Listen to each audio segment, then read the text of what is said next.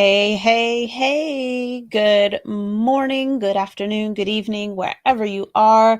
Welcome to another Marketing Monday. I gotta be honest, I don't even know how many Marketing Mondays I've done at this point, but that I continue to show up unless it's some type of federal holiday, i.e., at the end of this month, because it will be Memorial Day. Um, Oh, actually, I guess that was completely unplanned on my part. But Monday, the May 31st, will be Memorial Day.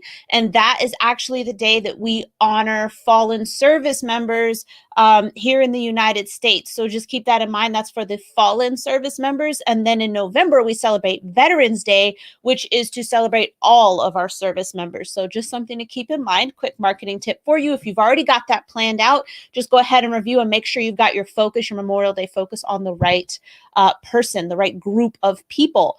Good morning. Watching this live. I love it. Thank you so much. I appreciate you.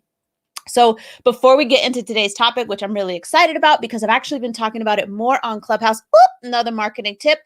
Clubhouse is doing a soft launch for Android users in the United States. So if you'd like to check out Clubhouse and you need an invite, slide right into my DMs as long as you're not stranger danger and I feel comfortable vouching for you. And I am more than happy to give you one of my invitations to bring you onto the Clubhouse platform and show you how to use it and all that jazz. So something to keep in mind. Soft launch United States for right now for Clubhouse. If you go into the Google Play Store, you can actually download Clubhouse now. And then again, let me know if you need a invitation to the app.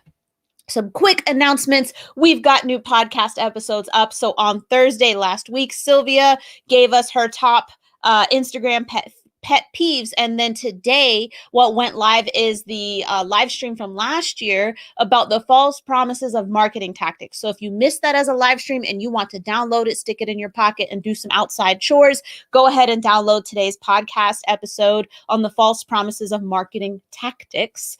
And then this week, I'm so excited. Sally Mildren, who is a healthcare customer experience, patient experience expert. She is going to be on the podcast, and I am so excited for you guys to hear about her story this week, and then letting her lay some of her expertise on us next week. Super excited about that. So the Sally's our upcoming guest. And then I got some requests. So I'm going to ask y'all, let me know in the comments. I got some requests for another Why workshop. I have one on the calendar for June 11th, but I've got some people like, ooh, could you do one sooner? And it's like, you know what? Let me put that out to my audience. I did post about it earlier today. And then now I'm asking you here in the live, is that something, right, that you would sign up for if I did one sooner than June 11th? Is June 11th okay for you, or do you want one sooner? Let me know. And then I have a tip for you that just kind of came out of realization from my accountability group this morning. But just ask. Just ask. And I don't mean sliding into people's DMs and copy pasting them bad stuff. That's not what I mean. What I mean is if you're presented with a situation, ask yourself, what is the worst thing that could happen? Right? And if the answer is they just say no, but you still have your respect and your reputation, because that's the key between when you slide into people's DMs with a cold pitch. What's the worst thing that can happen? I'm never going to work with you, like, period. Like, I'm not working with you. So your reputation goes in the toilet as far as I'm concerned. So if the answer is just that the worst thing that could happen is no, then you should just ask. My example for this is, you may remember in November, I posted a screenshot of me interviewing Tiki Barber and his business partner, Jared Augustine. They co-own with a third partner the company event organization called Thuzio. And I was really excited because I was writing up an article for entrepreneur.com about how they kind of built their business, how they pivoted and adapted for COVID, especially as a corporate events company, right? Entrepreneur changed the rules at the last minute in January, didn't tell me until I actually submitted my article. They hadn't put the rules down in writing yet, but they were like, oh, we're just rejecting people now, even though we haven't written down the rules, which, yes, I am obviously still feeling a little bit salty about. But they said Tiki Barber wasn't famous enough. Basically, it needed to be like Gary Vee or something, or Oprah. So I was like, okay, so I guess I can't use this. Well, the PR person for them, for Thuzio, had reached back out about another opportunity. And I asked, hey, so this is great. This is wonderful. Because it didn't work out with Entrepreneur, would you like me to repurpose the interview for the podcast, for the Defiant Business podcast? And they said yes. I've been sitting on that for like 6 months and they said yes. 8 months, they said yes. So just ask, because now I'm going to go back to the CEO of Prezi and the CMO of Hopin and one of the lead specialists over at Mural, which is an interactive whiteboard app, and the CEO of Mentimeter, and see if they're okay with me repurposing their interviews as well, because I also interviewed them from Entrepreneur, and Entrepreneur said, eh. So anyway, just ask. All right, so the way we're going to do this, now that I've kind of gotten out some of the updates and the tips, let me know if there's anything you'd like me to expound upon in the comments. But what I'm going to do for easier editing later, for it to go on the podcast, is to kind of just run through the content. Leave me your comments and questions and all of that, and I will go back to the comments once I've gotten through my planned content, and that makes it easier for anybody who comes along later to watch. So we are about to get into the topic. Today's topic. So anyway, thank you for joining me. Today's topic is marketing isn't meant to create action. And I definitely put in the title, Fight Me. I put in the title, Fight Me, because marketing isn't meant to create action. And this is something I've been talking about more on Clubhouse. And you're thinking, wait, no, it totally is. That's why I've got a call to action, Ruthie. And I'm like, no. The call to action is a funnel for that person to take the next step, but the marketing isn't meant to create the action, right? People are missing the point. People are missing the point of marketing. They think it's like a plug and play, put this in, get this out, guaranteed type of thing. And it's not, which is why you see so much mediocre. Let me close that. That's why you see so much mediocre and subpar content out there. Marketing is not meant to create action. And if you think it is, you're missing the point. You sliding into people's DMs is not meant. It's not meant to create calls. It's not meant to make them call you. That's not what a slide in the DMs is supposed to do at all. But you guys believe it is. When I say you guys, if you know it's not you, then you know it's not you. So what I'll say is these people believe that them sliding into our DMs is meant to make us call them, and it's not. And that's why they miss the mark so often. People think their social media posts are meant to make people schedule calls with them, and they're not, which is why they're not working. If it works for you and you think that marketing is meant to create action, then I would say that you intuitively knew what marketing is actually meant to do. Okay? And so this is what it actually ends up looking like. People stab around in the dark for a solution, right? And so this is how you get pulled in, and people are like, oh no, see, using organic social media, that's wrong. You got to use paid advertising. And once we do paid advertising, we could 4x your return on investment and get you all these calls and blah, blah, blah, blah, blah, blah, blah, right? And so you put in the money for the paid ads, and it's like, oh, that didn't work. Why didn't it work? Okay, well, what about, oh, you've messed up because you've been using Facebook and you got to get on Instagram. That's why. Here, let me take your money and get you big on Instagram, and you're going to get all these followers, and you got all these followers and you still have no calls. Boop. And then they'll have, you're B2B, or you come off as a bit more polished and stuff. Oh, you're not supposed to be on Instagram. You're supposed to be on LinkedIn. Let me take your money. Are you picking up a theme here? It actually ties to today's podcast episode that just went live, The False Promises of Marketing Tactics. But that's what they say. Let me take your money, get you set up on LinkedIn, creating all this great content, and now you've got more connections, you got more followers, and you still have no calls.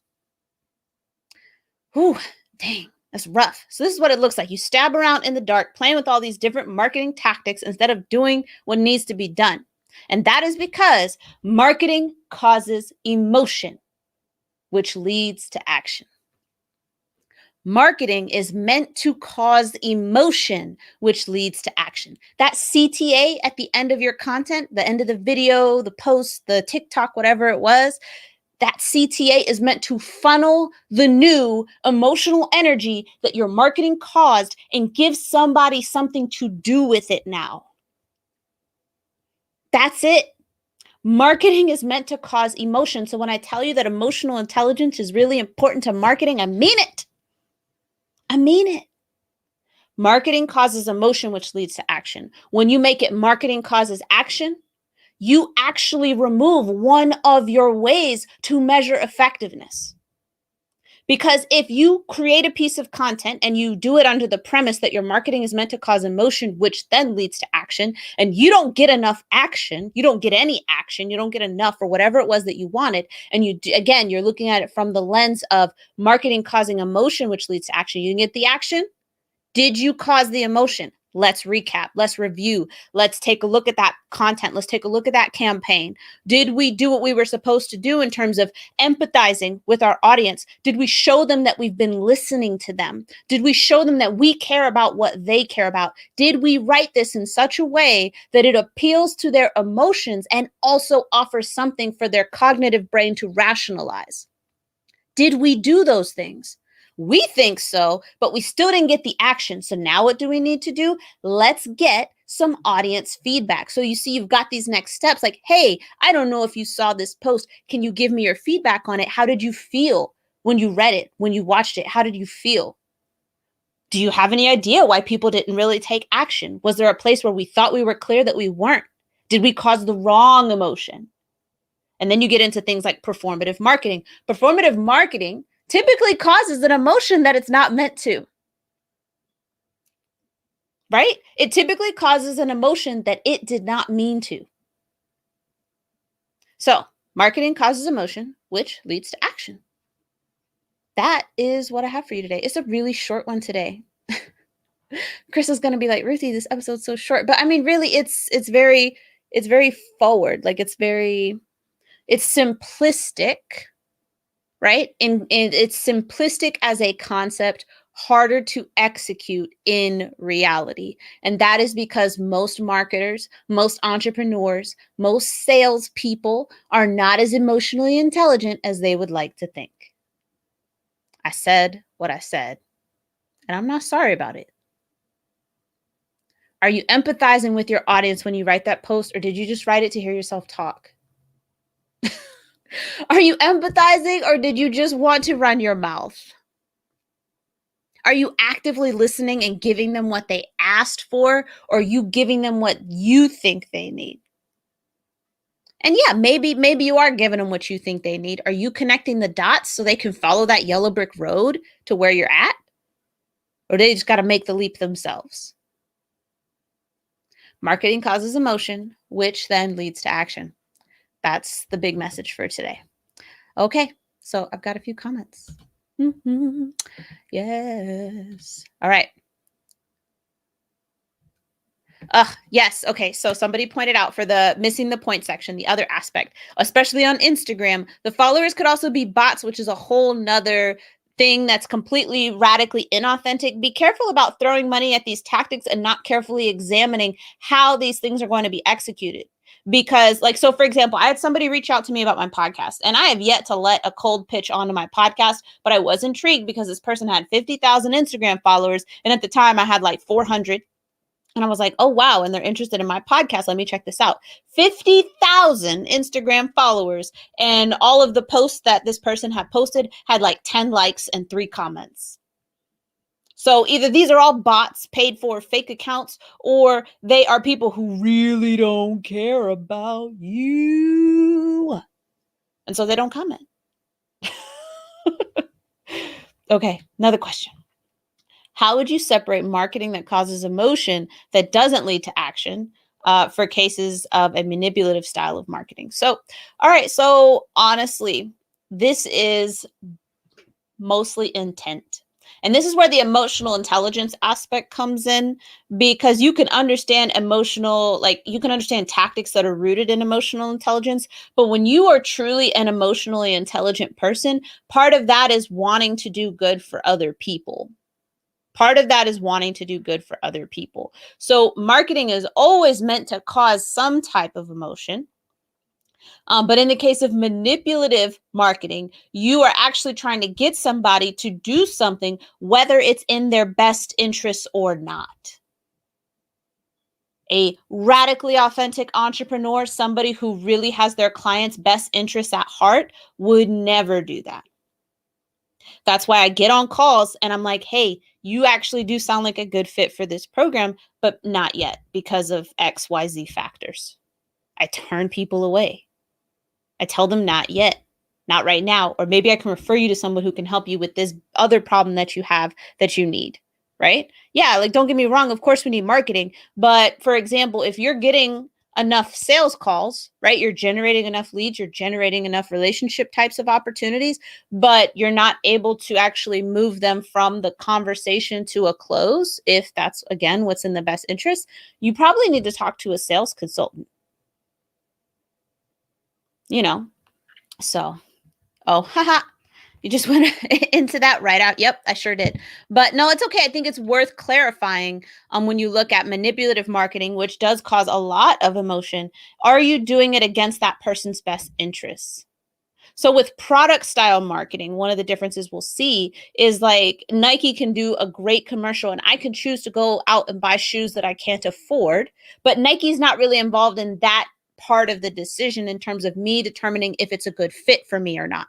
When we have a client-based business and we're actually talking to people one to one and we're like, "Oh, yes, okay, let's talk about your business, let's do this." If we take that as an opportunity to twist them and mold them and break them down and put them in our program, no matter what, that's us being manipulative. That's often where the manipulation happens. And then that would mean that your marketing an extension of that would also be manipulative because you had the intent when you created that piece of marketing that when you got on a phone call with somebody, you were going to try and get them into your program no matter what you had to do to their mindset and their decision making ability. So now all of it's manipulative. Right? Like apple doesn't fall far from the tree, all of it's manipulative. If you cause an emotion in your marketing and it leads to a call and you're talking to them and you're actually genuinely evaluating whether this would be a good move for them, whether or not they would be a great fit for your program, or whether or not you need to refer them to someone else, it's your intent that informs everything else. And that's why emotional intelligence has to be a part of marketing, and we need to stop taking it out. We need to stop taking it out. It's really hard to manipulate somebody at the same time that you're truly empathizing with them.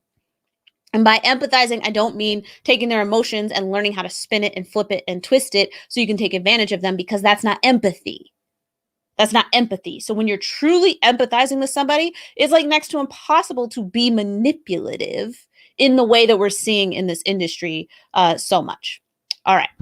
So there we are. That is what today's was. And I think I got started at about 6 minutes. So it's 6 minutes in terms of the content. So do be sure to go back and listen if you didn't catch all of it. And just as the reminders, we've got new podcast episodes, new podcast episode today, The False Promises of Marketing Tactics. This week, Sally's first episode about her entrepreneur journey is going live on Thursday. And then, upcoming guests, at least Tiki Barber and Jared Augustine in terms of being on the podcast. And I'll update you on the others. And then if you'd like a Y workshop sooner than June 11th, let me know either in the comments or in a DM, and I will talk to you later. Bye.